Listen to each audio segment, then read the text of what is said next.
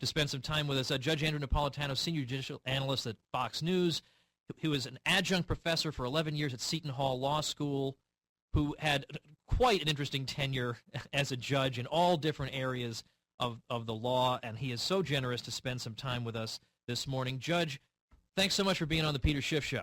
Well, it's a pleasure to be on the Peter Schiff Show with Tom Woods. Thank you so much, Judge. And I was just saying before you came on, the tables are turned. Look who's interviewing whom now. Well, I'm so anything you want, my friend.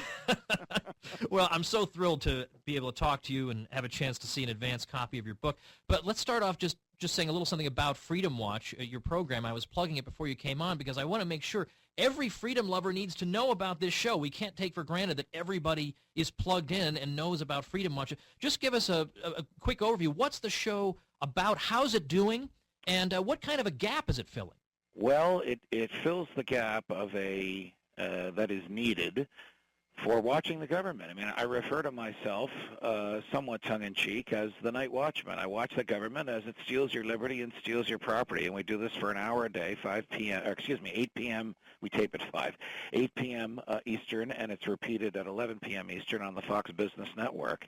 And we unabashedly challenge government in almost everything it does. It's in a typical Fox interview style and sometimes debates, and always we have a panel where we have a strong libertarian, a sort of middle-of-the-road but big government person, and then a progressive/liberal debating what the issues may be. We address everything from foreign affairs to the Constitution to civil liberties to economics to where do progressives and libertarians agree, to what is the proper role of the federal government in our lives today, what is the proper role of government in our lives today.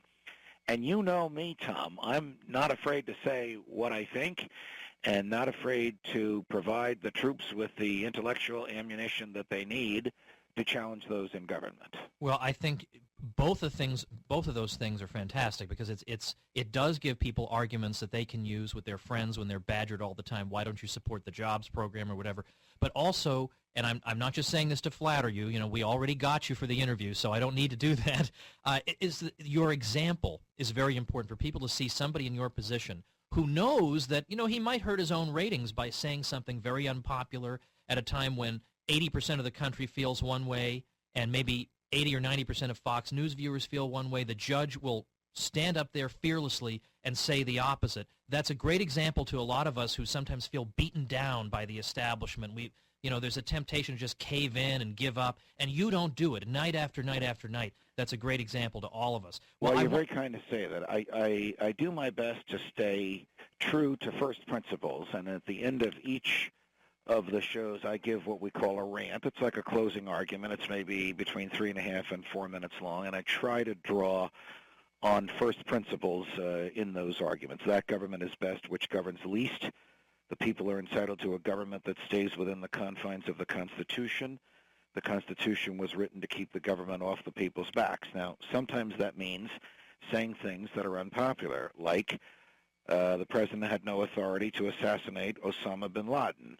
He would have had authority to have arrested him and had him extradited here for trial, but if the guy doesn't have a gun in his hands and he's not shooting at American troops, there's no authority to kill him. The same goes for Anwar al-Awlaki. If the government has a case against him, present the case. But for the president to become judge, jury, and executioner is not authorized by the Constitution. Now, when you make that argument, Tom, you go against the popular will that perceives these people as the demons that they probably were and rejoices in their demise. But in the act of rejoicing over their demise, they overlook the mechanism of their demise, which, if gone unchecked, would let the president become a king. This is the same president who started his own war in Libya while the Congress sat there like a potted plant. Why? Because everybody hated Muammar Gaddafi, even though George Bush and Tony Blair embraced him as a warrior in the war on terror. Suddenly he became a demon, and so it was okay to drop bombs and kill innocents in order to chase him from power. When you make those arguments, you sometimes run against the grain of well-intended people who are happy when bad guys are dispatched from the scene. But my job is to pay careful attention to procedure, Justice Felix Frankfurter, an FDR appointee, but occasionally faithful to the Constitution, once said, "The history of human freedom is paying careful attention to procedure, not what is the government's end result, but how did the government get there?" Right. That's right. what we do on Freedom Watch. Well, that's absolutely fantastic. I want to shift. I want to talk about your book. It is dangerous to be right when the government is wrong. I suspect the official release date is next Tuesday, but it's already available on Amazon. So I felt it was okay to go ahead and have you on and talk about it. And one of the topics that you cover in here is a familiar one. I mean, you cover in here so many topics, giving the pro-freedom position. I mean, I just lost count of them.